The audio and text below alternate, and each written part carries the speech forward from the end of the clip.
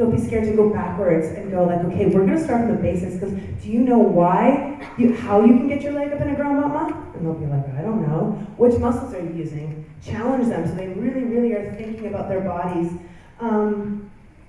Proper turnout's another thing that's going to come from the ballet, and I know that we're all in different degrees. I mean, not all of us are going to be professional ballet dancers, and not all bodies that you teach are going to be able to do ballet properly in a, the way we see a textbook, and that we shouldn't be forcing those things. But just knowing so many times, again, when it translates into contemporary, into lyrical, into jazz and everything, when you see so many times that they're just like lifting and it's not rotated, that comes from going back again and just finding out where their proper rotation is. If you're in parallel, and you literally just rock it like that, that today is where my turnout is.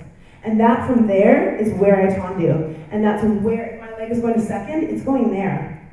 2 hip surgeries later, yeah. You know what I mean? Like, it's just, that's where it's going. And so they know that they don't have to get it up like, Susie beside her that has perfect turnout, because then they're building the wrong muscles and they're not actually executing things in a clean way. When I moved to New York and I was auditioning a lot, I used to try and go in and say, this is a free class.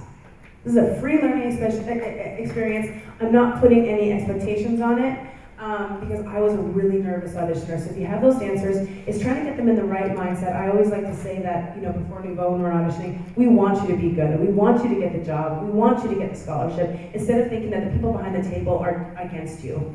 Because I used to do that. I used to be like, oh my gosh, they're just judging me. Well, no. So trying to flip the mind before you go in. The mind is so powerful, so if you can try and get your students to kind of flip that switch.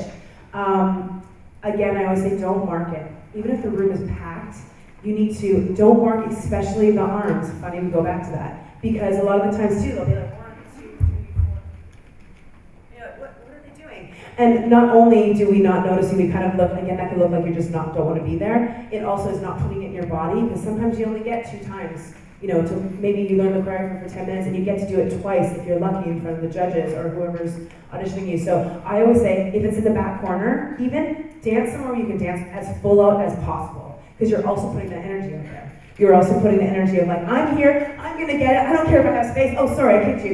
You're gonna get that energy across, which I am gonna notice instead of the person that's like,